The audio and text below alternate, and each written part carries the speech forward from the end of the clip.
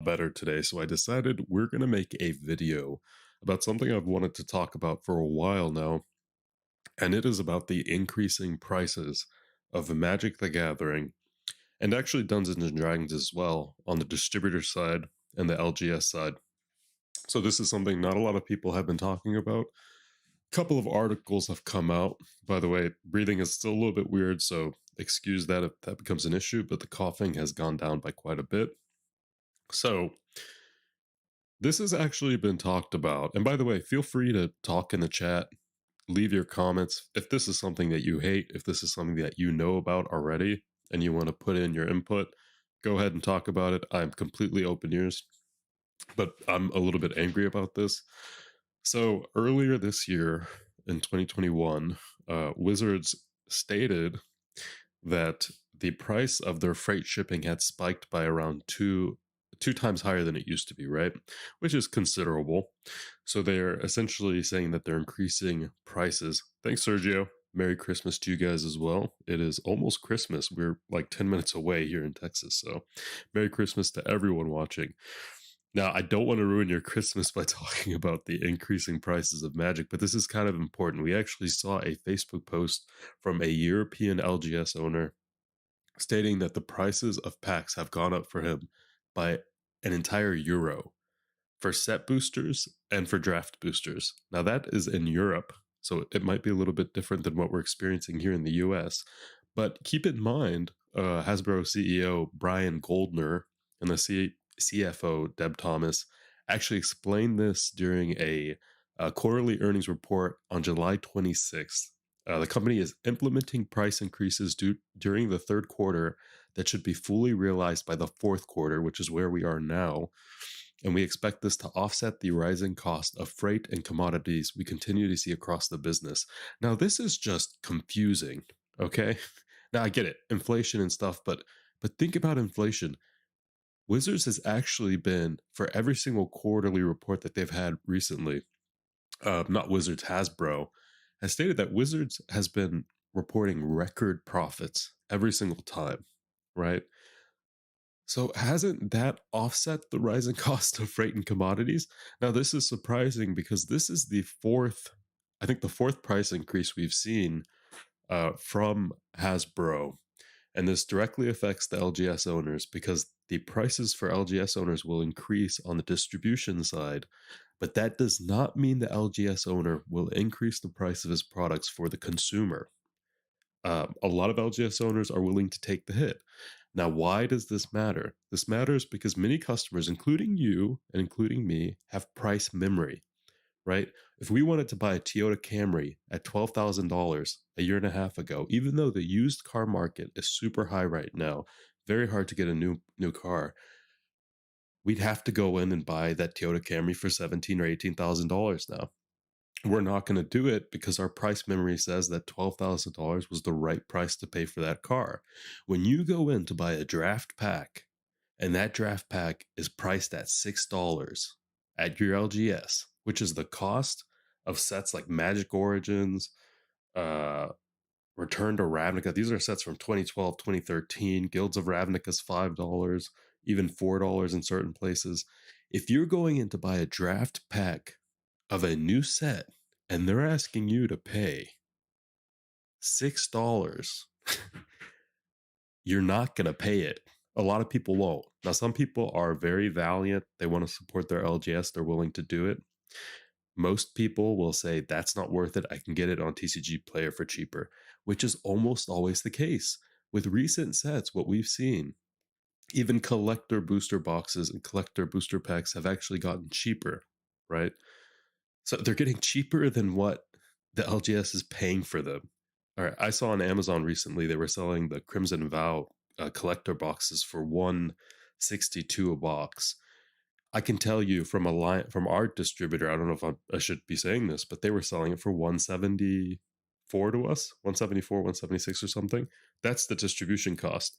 Amazon was literally undercutting our distributor. So this puts a lot of LGSs in a pretty terrible position. The distributor will increase their costs, and I don't think that this is being put onto Amazon. So if there's going to be a good place for you to get the best pricing, it's going to be on Amazon. But this puts you in a worse situation because Amazon is not the best place to buy product. You are literally gambling your money every time you buy product on Amazon because the way they do their sourcing of products and stuff from all their sellers doesn't matter how good or bad of a seller you are. Your product is dumped together, and their whole policy is, oh, we're not going to refund you because it's magic product or it's trading card product and it can be tampered with easily. Okay, so what the hell am I doing spending $200 on a booster box on your website if I can't get my money back if it's tampered with? So Amazon, I'm leaving out of the equation, but a lot of you will turn to Amazon because you'll see those cheap prices. And when you get a tampered with box, the only option you have is to charge back with your bank. And when you do that, your Amazon account will be banned. So you're left with no options at that point. Okay. Then you say, okay, let me go to my LGS. Your LGS is selling a set booster for, let's even say a lot of them now. Sergio is saying they increased the price of a draft box from 119 to 125. That's a pretty big increase, but I've seen even better. I've seen even worse, actually, not better, worse. So we've seen some boxes get up to 140 for a draft box. Am I living on Earth for a draft box?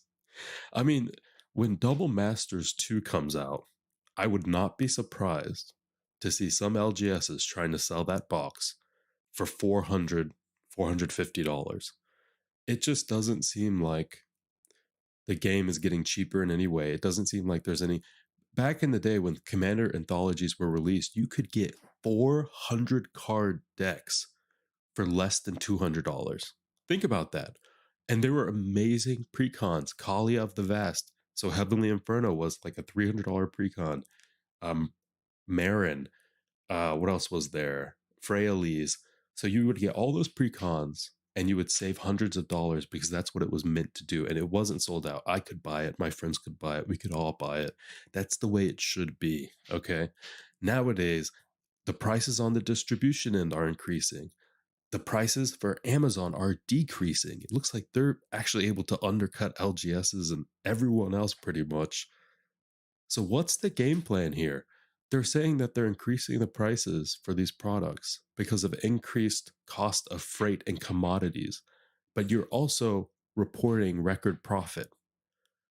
So, instead of saying that you have to offset that, hasn't us buying all of this product from you and you releasing secret layers every week also offset the cost of that? This just doesn't make sense to me. But you can actually look as a reference to other game makers like Root and Vast creator Letter Games who have eaten the cost. This is a smaller company, right? This is a much smaller company, and they've chosen to actually eat the cost of this rather than increase the product by, an 8% increase or something. And some people even do crowdfunding payments, which I would be happier with Wizard saying, we have to offset the prices of some of our freight shipping increases. So we're going to release a secret layer. This secret layer is specifically for some of the global pandemic challenges we've had. If you buy the secret layer, you're helping us with that. That is a level of transparency I think we need to see. I don't know why they don't do that. If you're releasing secret layers for charities, okay, then do it for yourself if you're talking about elevated cost and the average player buying source books and booster packs, they're willing to spend more on the retail side. You don't know that. Okay, most players are not willing to spend money on the retail side if that means they're having to spend $6 to $7 for a draft pack and even up to $8 for a set booster pack. And screw set boosters. I know they're trying to make them super attractive now. Set boosters were a fail when they first started, and now people like them because they're throwing in a bunch of secret layer stuff and everything into them. Set boosters are stupid. I'm sorry. I'm not a fan. I like draft boosters. It's probably just something in my brain that says I don't like the new stuff that they're doing. I've literally opened set boosters, and almost every single time I've been disappointed. I've never gotten a good card from the list ever. I know some of you probably have, but that's, by the way, Nick, Merry Christmas. I just saw that. Merry Christmas to you all. It's 3 minutes away from Christmas here, so hope you all are having an amazing Christmas. I kind of want the chat up. Let me see if I can get the chat up real quick before we continue this conversation. Because I'm going to get heated while we talk about this. Let me put the chat box up. Okay, it's up now. If you guys talk, it should be on the screen. The screen. By the way, I'm getting a lot better, so I'm very happy. I just pulled Cavern last week in a set. You see, Nick, that's awesome. But from my experience, I've opened a box of set boosters before, many packs, and I've consistently gotten list comments and uncommons that are literally just throwaways for me. Why am I excited to get that card? If the list was curated for playable only cards, for cards that you would be excited about, and maybe a little bit rare to hit, I would be very excited about set boosters, but they're not. I know set boosters are supposed to be better. I don't know. Maybe I'm just disillusioned. It's just not what I like, and I don't think I'll ever enjoy set boosters. I don't like the way that Wizards has tried to push it on us. Their whole solution to all the secret layer drama has been we're going to reprint them in set boosters. Okay, so you're trying to push the more expensive product on people. I mean, it's like we're all seeing this, right? It seems like we're in a constant rush to get more money out of us, more money out of us, more money out of us. Mystery MTG, I'm not going to try to act like we're saints, okay? But the one thing that we've done right, in my opinion, costs have gone up for us on so many different levels, but the price of our premium packs, standard packs, and all of our crates have always been the same. They've always revolved around whatever the price is for our premium packs, 30 something dollars for the 3, up to $90 for the 9. If you subscribe, you get a discount. Our standard packs are still cheaper than anywhere. I think they calculate out to $4 a pack or something for our standard packs. It's so cheap. And honestly at this point we might actually have to increase it because the distributors are increasing the prices. At that point you can't do anything. We already don't make money from a product. So if they're increasing the prices on their end, we're literally just going, yeah. Actually, Nick, you just made an amazing point. You made such a good point. The list is insanely big. It's like 300 something cards, right? Why does it need to be like that? If I don't even know what the hell I'm going to get on the list. I'd rather it be like maybe 50 cards and I know the bottom 3 or bottom 4 are stuff like maybe a Mother of Runes or a Arcane Signet, which is a $1 to $2 card now. I'm okay with that. Give it the old art, give it some cool art, and just put it on the bottom of the list in terms of value. And if you pull that nice little cool art, doesn't have to be the most expensive thing ever, but that's not what they're doing. So, you know, cut the list down, make it way less cards. Also, stop increasing the prices on the set boosters. They're not that good. We don't enjoy them that much. Now, keep in mind the prices on Dungeons and Dragons are also going up. Okay. Um, Hasbro stock is at a year-long high right now. I think it's actually been going down a little bit. The whole broader market's been going down a little bit. But they have been reporting higher numbers for almost the past 3 consecutive quarterly earnings. Wizards quit assigning MSRP in 2019, which kind of is leading us to this entire thing consistently. And I hate to be this critical of Wizards. They've done a lot of cool things, and I enjoy the fact that they've given us this awesome game. But doing stuff like that, passing on the responsibility, is kind of crazy to me. It's kind of crazy to me. Their formal relationship with Amazon becoming their main distributor, and Amazon likely, with what we've seen with pricing, it just seems like Amazon will be able to undercut everyone when it needs to. When Amazon needs to say, we have too much of the Crimson Vow product and we need to get rid of all this product, we're able to charge 160 a box, undercutting what all of these LGSs have paid for these collector boxes for their from their distributors. So you're basically saying if you want to compete with Amazon, you have to lose money. Like you're not even going to be able to pay for any of the fees associated to this box, even selling it at cost. So as an LGS owner, you're put in a rough spot. You're really put into a rough spot.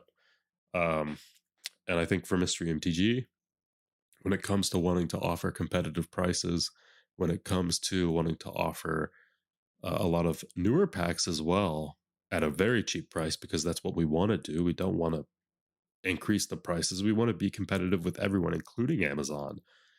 But that's not possible if Amazon is getting favorable conditions compared to everyone else, compared to even the biggest LGSs in North America. I can tell you, if you guys want to know a little tidbit of information, I have sat down with, I would give 2 to 3 of the biggest LGSs in North America, and one of what I know is the biggest in Texas. I'm not going to say the name. Some of you will know. And I was given their distribution prices. I was so shocked that I kind of understood why they pulled out of Magic. This is the biggest LGS in North America. They pulled out of Magic. They sold 1.8 million Magic singles. That's coming from their mouth, not mine. Okay? It was some crazy number like that.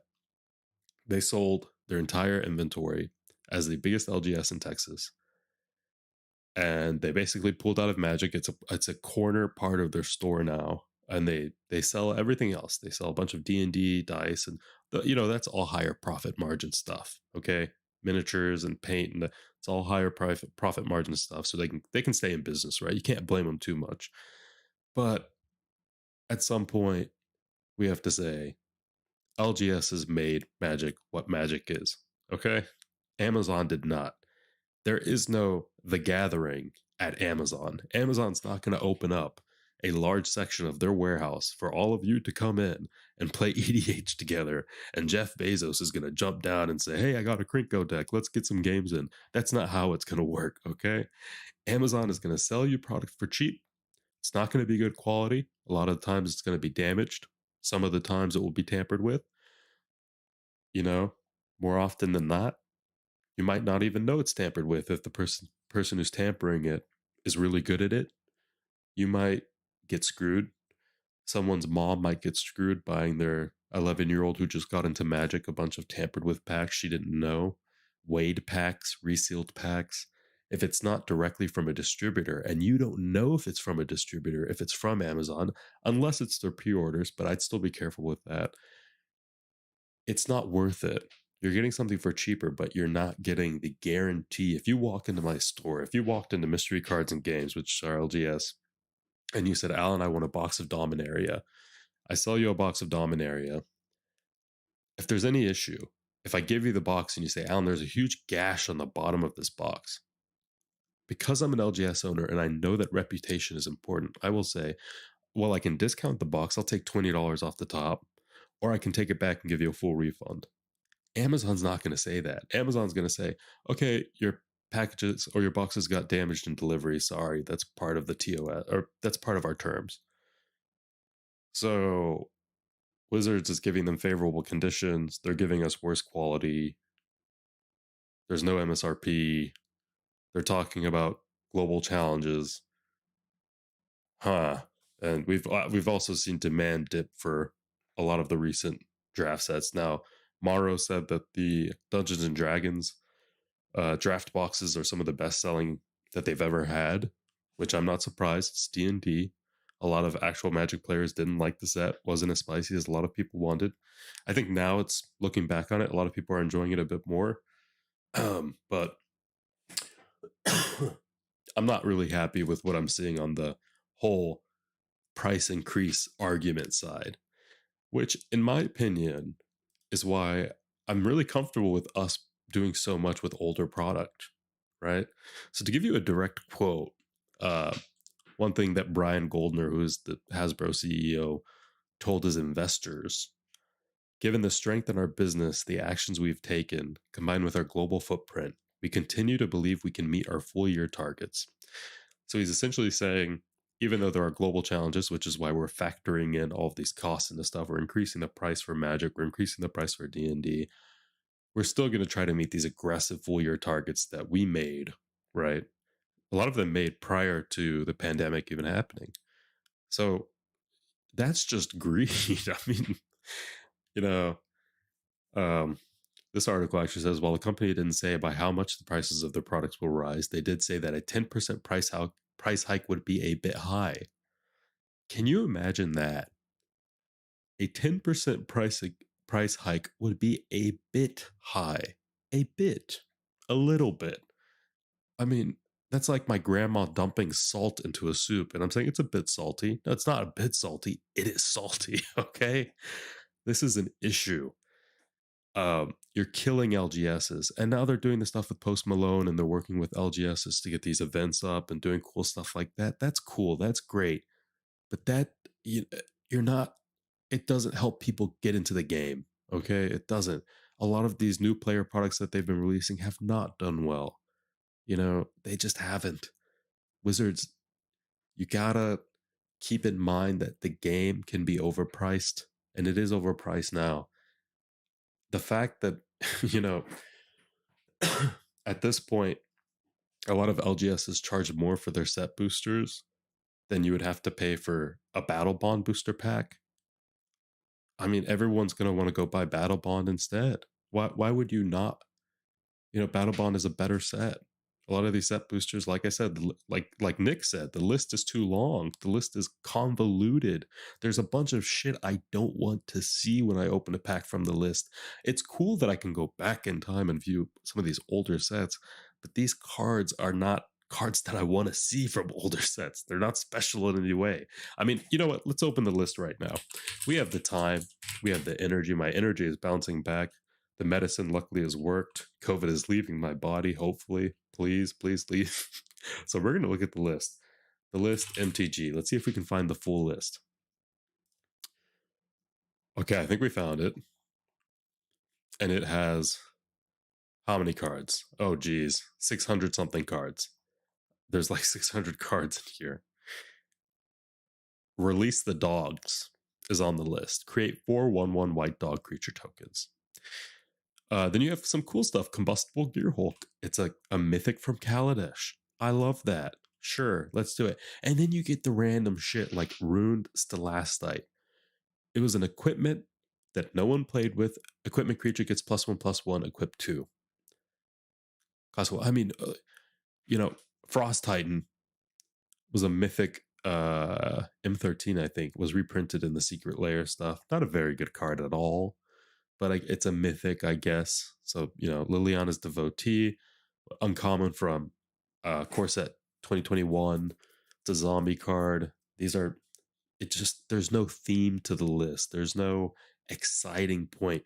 If you could get a Masterpiece Soul Ring in the list, you know what I mean? Something like that. Oh, dude, sign me up. Sign me up. If I can get masterpieces on the list, I'd be buying set boosters all day. That would warrant a price increase, okay, in my opinion. You can get a Mystical Tutor. Great card. Great card. Vorinclex, Vorinclex Voice of Hunger. Great mythic. Been reprinted quite a bit. Been printed quite a bit. Gone down in price, but still a great card. Very playable. But then, why are you putting stuff? I'm looking at a lot of the rares. Let's find some of the. But you can get a Jumpstart Island on the list. You can get a basic land on the list. So I'm paying more money to be able to get basic lands on the list, which I'm sure I'd probably get more islands than I would Balefire Lieges, which is another shitty card, but I'd rather get that than an island. So my whole point is this. This list is so long that I will never be able to remember anything on this list. Now, I am seeing some cool stuff. There's a Splinter Twin. Great card. I think it's banned. Might have been unbanned. I forget. Right next to a Fact or Fiction, a 30-cent card. A Tarmogoyf. Great card.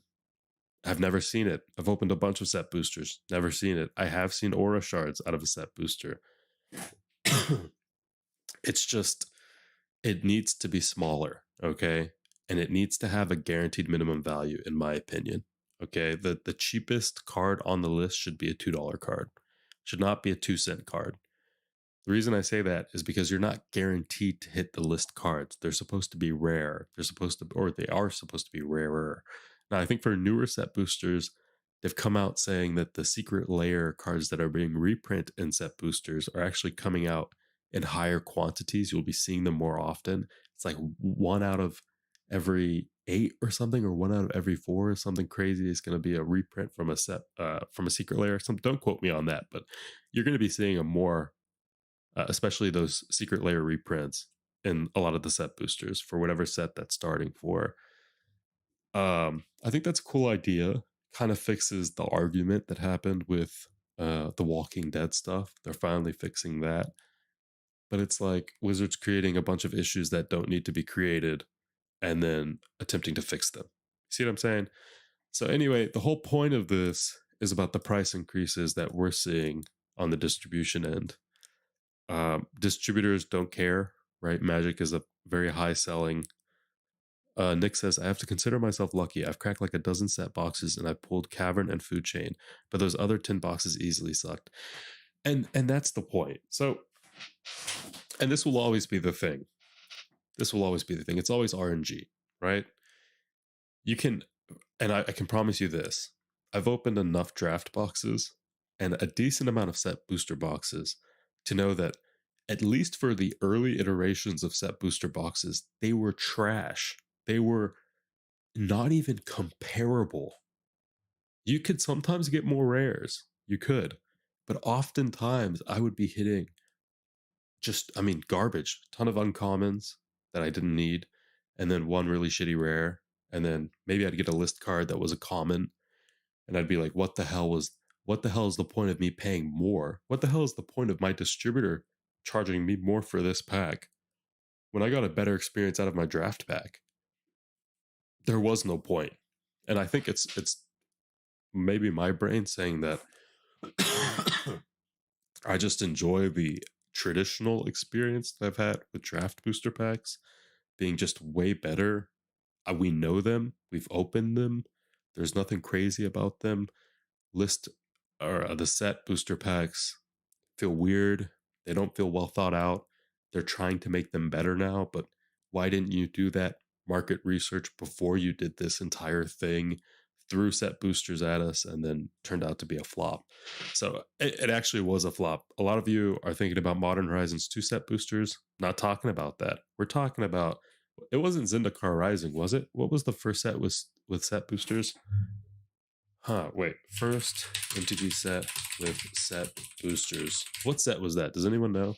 Yeah, oh, it was Zendikar Rising. So literally 2020.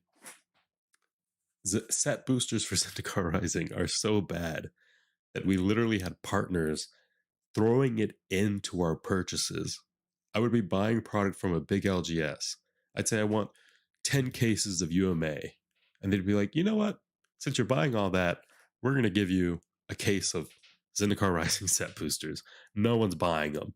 No one's buying them at all. You just could not sell them. You would sell them for less than you got them at a distributor, and even then people wouldn't be buying them. If we go on TCG Player, we can actually check the price now. It might have changed. Zendikar Rising set booster. It is around 105 bucks. So 107 bucks is the cheapest. Last one sold was 12.24, so I guess people are kind of buying them now. It's a bit of an older product, but it's like maybe the tide is shifting. Maybe people actually enjoy the product, but that is not. I'm not in that boat yet. I don't think I'm going to be in that boat for a while. My general opinion, I think the issue with that is no one knew exactly what the hell they were going to be like. That's true. And then when they actually opened it, they were just disappointed. They were like, this, you know, this did not match the expectation with what Wizards was talking about. The set booster was marketed as the best pack to open for people who wanted to just open packs, right? Draft packs are meant for draft. Set boosters are meant for people who want to open spice and packs, which was not the case. That's not how it felt at all. Nick says, even today you get people saying, why did I get X card? It's not in the set. They still say that. Yeah, I mean, a lot of people just don't understand what it is still. And Wizards, I guess they've been putting a little bit of effort in to see if they can try to inform people a little bit more. But so I'm, in general, I will say for D&D, it's kind of the same thing. this is the first time D&D books have seen a price increase since the release of 5th edition. And you just have to wonder, what does this mean in the future? I think they have 3 new books due later. Um, they actually have one for Strixhaven and stuff like that. And I guess all of them will have that price increase factored in, and we don't know what other price increases might happen. Now, I will say, from a financial point of view, inflation is at a very high point right now, and I don't think we're going to see it go higher. So any price increases going forward is just an excuse. That is just a corporate excuse. If Mystery MTG were to get greedy tomorrow, you know what we would do? And you can actually clip this, keep it in your storage, and hold me to this later on, okay? If Mystery MTG became greedy, what we would do is I would put one single Black Lotus on our and I'd say, because we have this Black Lotus on our potential to get, we're going to have to increase the price of all of our products, right? This is going to cause us to lose money. This is going to increase our handling costs, and you're going to be like, wait, what? You just have one Black Lotus. Like, you guys are still selling a bunch of product. You're still doing well. Why can't you just throw in that Black Lotus as a thank you to the customers? And if Mr. MTG was greedy, we would say, well, guys, it's a Black Lotus and we have one. You can get it. And you're going to be like, okay, well, how easy is it for me to get? Oh, it's a 0.001% chance, or even worse. And every customer, if they're intelligent, will say, that's stupid. I'm not going to buy from you anymore because I don't want to pay more for a card that I'm not going to see. Wizards of the Coast is saying, you're going to pay more because our fees are higher, even though we've been collecting record profits. But we promise we're going to be releasing better sets, better cards, better products. And we're going to be listening to you guys. I have not seen a single set so far that feels like they've listened to us at all. D&D. When the D&D set came out, when AFR came out, I was so disappointed by what we saw in that set because the flavor was right. The flavor was great. I actually liked a lot of the art. I liked the flavor of it.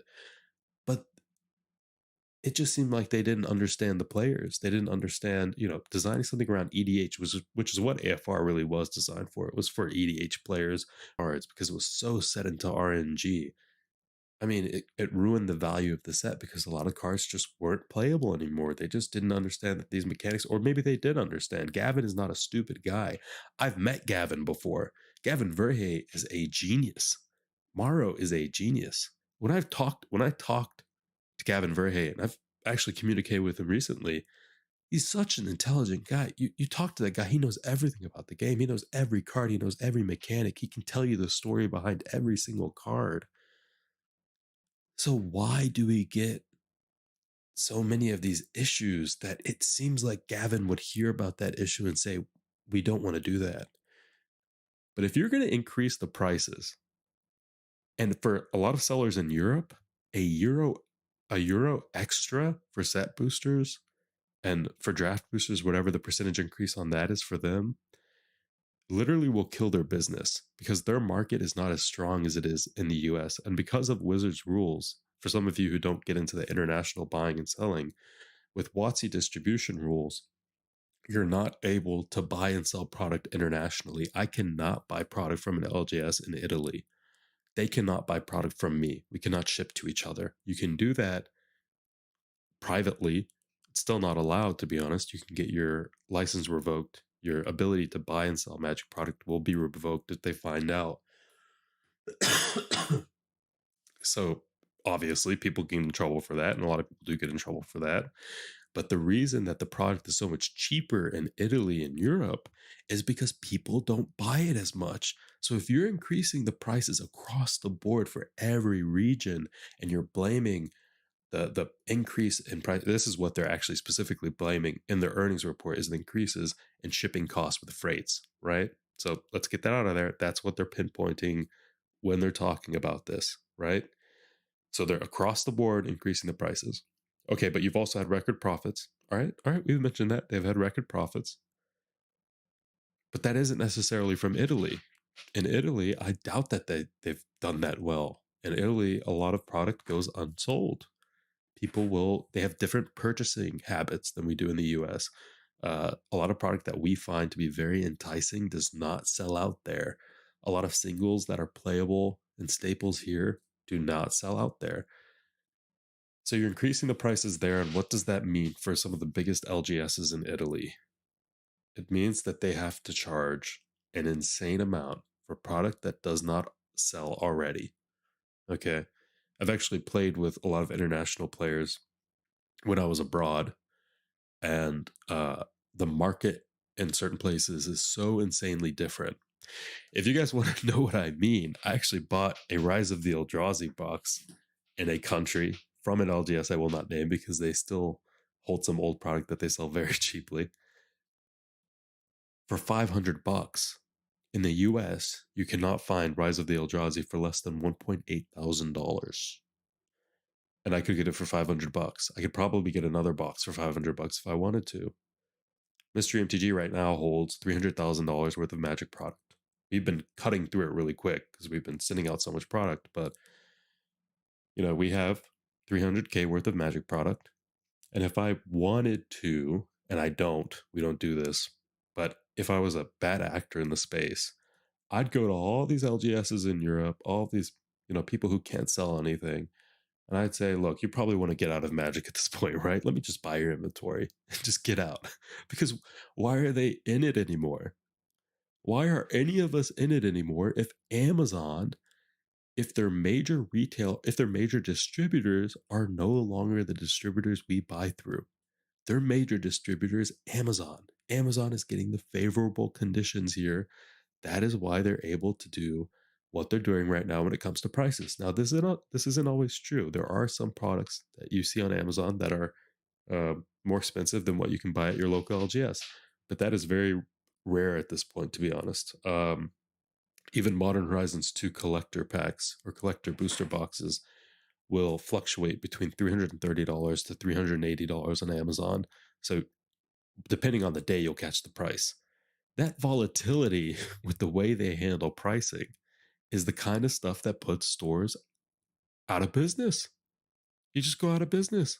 Okay, why would a customer come to you and get a Modern Horizons 2 collector box, which actually does sell for over $400, quite a bit? TCG Player, Card Kingdom, whatever. But they can just wait on Amazon. They might catch it on a day where they get 330. They're just gonna wait it out on Amazon, see when the prices dip, buy it then. You can't blame them. They're saving like $70 more, maybe. They might have to pay fees. Now, a lot of players, and I know I'm not calling anyone out, a lot of players will say, okay, these price increases are happening. LGSs are charging us $125 for a draft booster box. Okay, we get it. This is an issue, but I'm still going to buy from my LGS because my LGS is my LGS, and I love the owner and I love playing there. I enjoy what I do there. I have a great time. But what happens when they see a double masters box for $390 on Amazon? They buy it. No one's not going to buy it. That would be stupid of you. It would just be stupid. The box topper itself is worth $120 for the double masters box, and the booster packs themselves are $26 times 24. You're talking about a ton of profit. Just even leaving the topper sealed and cracking the packs, you will end up in profit cracking that box open for 380, 390. Everyone's going to buy from Amazon at that point, right? And does that matter to Amazon to be able to do that? No, it doesn't. They're getting such favorable conditions. They have the inventory. They have a lot of sellers selling through them that it's a mixture of just everything being in their favor.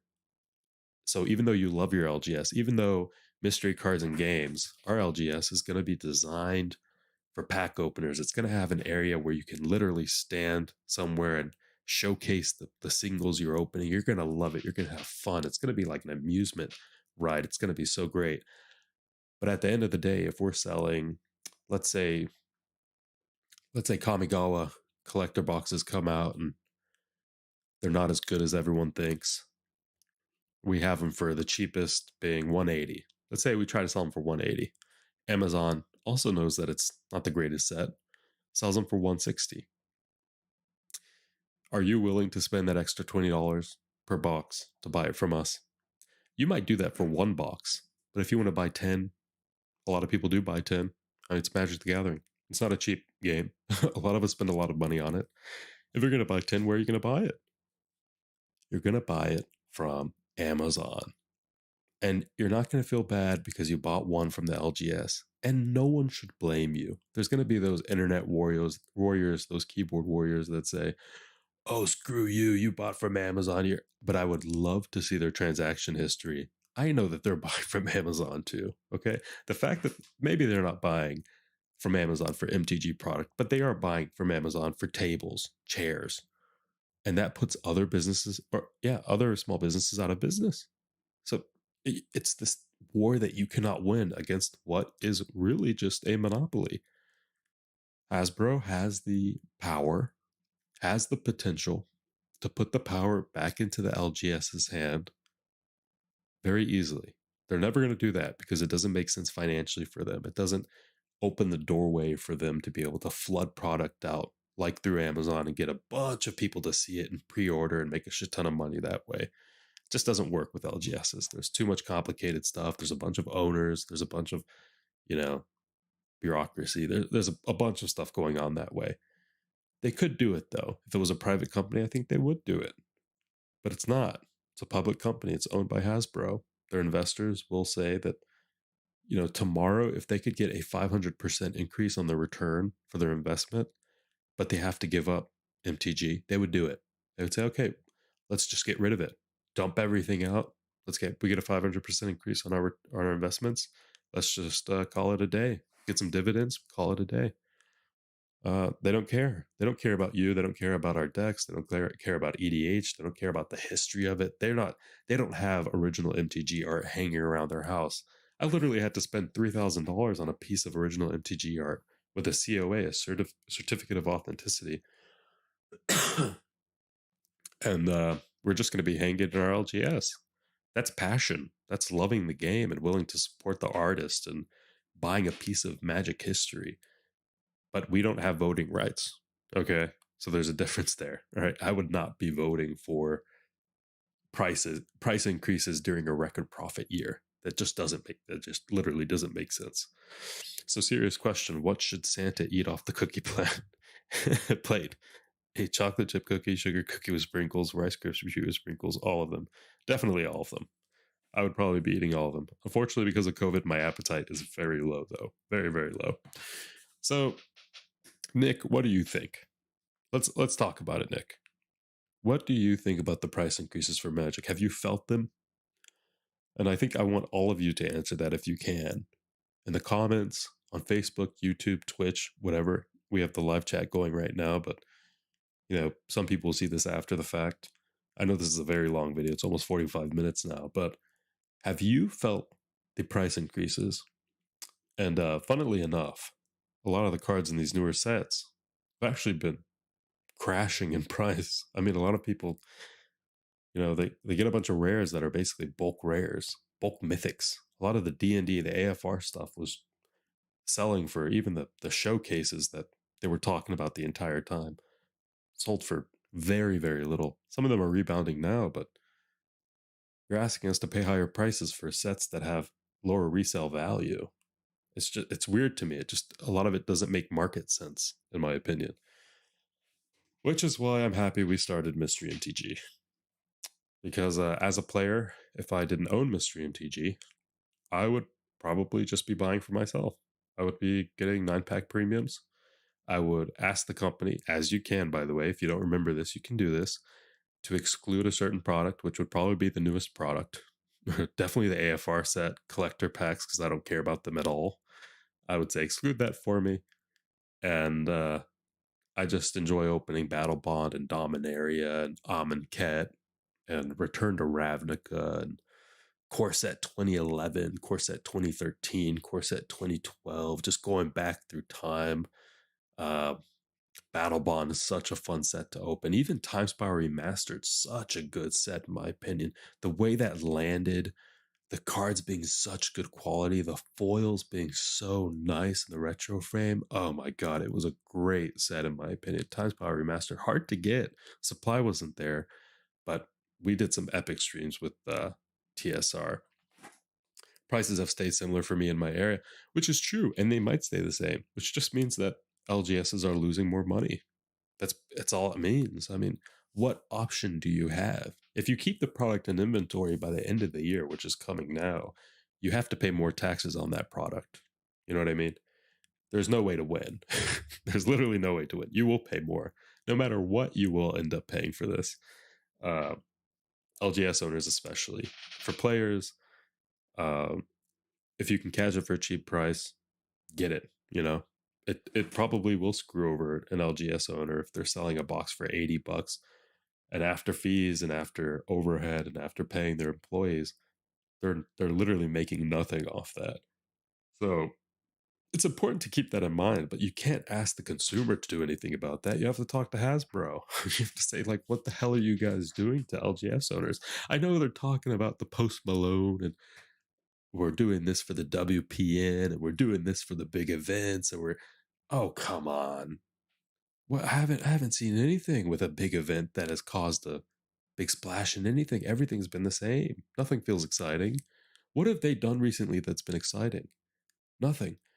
I can't wait for our play space to be open and we can start holding some competitions and see if we can do something big. We might not be able to do what we want to do, but we have so much aspiration when it comes to the Mystery MTG auction house, Mystery MTG Mythic League, and hopefully that works out. Hopefully we can do what we want Wizards to do and take that space up. And I hope that's what we can do. Mystery MTG Mythic League, our goal is a $10,000 first place prize, which is literally enough supplementation for some people to actually make it a career to compete, which is what I want. I want the idea of becoming a competitive player to become a career goal almost. That's what they do for League. That's an inspiration for young people to want to play the game because there's a future in it. And that's what, like in the old days when you saw a lot of the pros playing and you looked at them and a lot of them were actually making enough money to continue to go to GPs and stuff, keep playing and keep playing. Nowadays, that doesn't happen anymore. A lot of people make money from content creation rather than competitive play. So, and they do like $2,000 tournament. Ugh, $2,000. Dude, most people spend, you can't even get a case of double masters for $2,000 now. What are you talking about? $2,000 being a first place prize for this huge competition for over 50,000 people and blah. I mean, talk about the ultimate greed, in my opinion. At the end of the day, it's trying to make investors happy every single quarter. It's just not sustainable. It is my belief that Hasbro stock will plummet in the next 5 years because you can't keep satisfying both customers and investors for that long. Completely right, Nick. And if you guys don't know this, I actually come from an investment background. I used to work at a company called Hilltop Securities, and I worked on the trading floor. Okay. So I was doing a lot of, I think the last deal I did was a $144 million deal. Now, I wasn't doing the real stuff, like in the middle of the call, finalizing details. I was finalizing the settled trade transcript and capturing market data and doing everything. But I would write energy reports for really big clients, for cities, for governments. And I will tell you this, Hasbro's business model is not sustainable at all. Nick is right. It's not going to go under. That's not true. I don't think Hasbro is going to go under. But I do think we will see a drastic fall in share price. I think that right now is like I was telling everyone to buy Hasbro stock a year and a half ago. Literally everyone. I don't care if it was my aunt, it was my best friend. I was telling everyone to buy Hasbro stock. And then when it hit like $110, $120 a share, I told everyone to sell. It's like I don't trust the company this much. So let's actually look at the price. I'm very curious. We can take a peek right now before we end stream. I just want to see where we're at with Hasbro stock. Kind of want to be able to $97 a share. So as soon as it hit somewhere in the hundreds, it fell by almost 5%, which is a pretty decent dip. So Hasbro is turning Magic into KFC. They're trying to take a piece of chicken into something new every few months. After a few years, people start to realize it's still the same damn piece of fried chicken with a different shade of lipstick, which is why this is great, Nick. Great transition. This is why companies like KFC have been losing to companies like Chick-fil-A. Chick-fil-A gives you a chicken sandwich. They've always given you a chicken sandwich. It's a good chicken sandwich, and they've kept it the exact same. Nothing has frickin' changed about that process. Whereas KFC has done original crispy, Nashville spicy, you know what I mean? And that might work for some people, but they've done so much. Like half the people that used to like KFC don't go to KFC anymore. They go to Chick-fil-A. They don't need things to change. They don't need things to be spiced up. They don't need all of this shit. Make a good product and keep it that way. If Magic, and this is my honest opinion, if Magic released one new set every 2 months and that was it, I think it would be a better game. That is my most controversial opinion.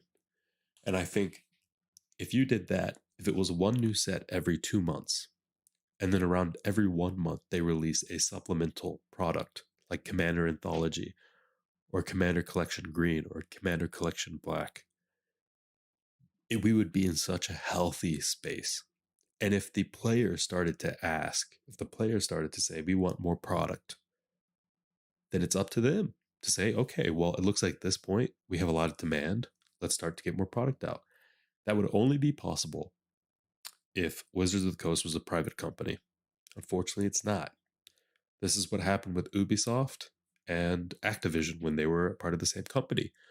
Ubisoft left because they were like, Activision is ruining the company. They were like, and Activision ruined Blizzard. World of Warcraft is done, dead, gone. Terrible game. Terrible game. They ruined it. They ruined every single thing about it. And the company itself is drowned in drama. It's not good when these beautiful, amazing IPs are snatched up by greedy, publicly traded companies hounded by investors who want every single penny. It's just not the best thing, especially for a beautiful company like Wizards that really created such a great game. You know, Garfield created a game that we've all enjoyed for years and years and years. And even today, it's one of the best games to just go to a table and sit down and play. Very few games even come close to it, to be honest. But you're going to ruin it if you keep doing that with the pricing and the scandals when it comes to the Walking Dead stuff and having F-16s and cards and Hondas and product placement and stuff. I mean, that's just insanity to me. That's insane. We play Magic to get away from the real world. I don't want to see Tide Pods on a Magic card. I don't want to see Power Rangers on a Magic. Like, what the hell? I play Magic to play a fantasy game, right? And by fantasy, I mean like Lord of the Rings-esque fantasy, not Power Rangers, Double Max, whatever fantasy. That's a different IP. That's not what I'm trying to play right now. There's a motto that has been told to me that I completely agree with. If you can't be good, be interesting. If Magic starts failing to do either, they will be in serious trouble. They've kind of been dipping in and out of that. I think we have to really look at how Kamigawa does, but Double Masters 2 I know it will sell well because a lot of people slept on Double Masters 1 and they kind of made fun of it. And now a lot of people regret making fun of it because it sold really well. Sells really well right now. That's what we knew when the product released. The only gripe I had with that product was the VIP Double Masters product. Roll a d20. If you roll a 20, eat a Tide Pod. Jeez. That is a great way to end the stream, Nick. I'm kidding. I'm not going to do that. Anyway, guys, it's almost 1 a.m. My voice is getting a little coarse. So we're going to end the stream here. I appreciate you guys jumping into this. I hope you've enjoyed the conversation. Thank you, Nick, for being in the chat with me. We've had a couple people in here. I've seen the viewership fluctuate quite a bit, but it is really late. Also, it's Christmas Day tomorrow. You guys have an amazing Christmas, okay? Go open your presents, eat some, I don't know what people eat on Christmas. I eat turkey with mashed potatoes and gravy and basically, and then my room, I might have a meal put outside my door for me. So me, eat a bunch of turkey. I will say the fact that I'm not coughing right now is amazing. Talk about that is a Christmas miracle. I'm very happy. The fact that COVID did not get me as much as I thought it would get me, because yesterday was bad, the day before that was bad, the day before that was bad. Now it's actually a lot across the board, recovering very well. Looks like we're going to be set to go on the 26th. A lot of stuff's going to be happening. I'll be leading the charge from my room up until it looks like I'm given the green to go. And we have so much stuff to do, guys. I have literally piles of double masters. I have piles of Christmas crates. I have the Spicy Arena to do, the Christmas edition Spicy Arena. We're going to have crazy stuff. It's just going to be a ton of stuff to do. And I'm excited to do it. This Christmas crate was given to, we actually had a customer pick up their Christmas crate. And he said, I don't want to know what's in it. And I didn't know what was in it. So I gave it to him. I remembered the ordinance where we have everything recorded. And I looked and I was like, I wonder what he's going to get. I really hope it's a foil jeweled lotus. Okay. And I think got a mystery booster convention pack. So I was very excited. Foil jeweled lotus is still like 150, 160 bucks maybe. Minty one as well. I think they're all very minty. I don't think we have any non-minty ones in stock. I think we do have a couple of the foil extended art ones that I don't know what it is about Commander Legends, but those foils extended art from Commander Legends do not age well at all. So that's kind of the one you don't want. But the foil regular art version was totally fine. So I cannot wait for that guy to open up his Christmas crate. I expect to see a very happy review. The sad thing about, final note before I get offline, the sad thing about the way reviews work is that we've actually sent out probably 400 to 500 Christmas crates already, and we have another 300 something to go. Okay. That's how many we sold. And I actually made a promise this year that we would not sell out early. We would get as many as we could out to as many people that wanted them, even if they wanted them post Christmas. So we had a couple of 5-star reviews. We had a couple of negative reviews, which is fair. You know, some people don't like Snapcaster Mage. A lot of people love Snapcaster Mage. It's so wildly different. There's some people love a foil vampiric tutor. Some people love a foil demonic tutor because tutors are so useful. Some people hate tutors because they're like, well, I have too many of them. So, you know, Jeweled Lotus, some people don't want a Jeweled Lotus. They're like, I don't, you know, this is played a lot in Legacy, not played as much in Commander right now with my deck. And it's like, we can't, it's an RNG product, guys. It's like opening a booster pack. You know what I mean? It's basically what it is. But we guarantee value. All right. So that's the whole point of buying our product instead. And a lot of people are very happy though. Been getting a lot of happy emails. We've gotten a lot of really cool videos. A lot of YouTubers opening, not even real YouTubers, a lot of customers who just uploaded YouTube videos. And I was very happy with what I saw there. So actually the spiciest ones are yet to come. Spiciest ones are yet to come. Tons of Cavern of Souls being sent out with this latest wave. I cannot wait for you guys to see it. So I'm going to head off. It's been literally, we're stopping right at the hour mark. I will see you guys next time. Alan with Mystery MTG. Have a great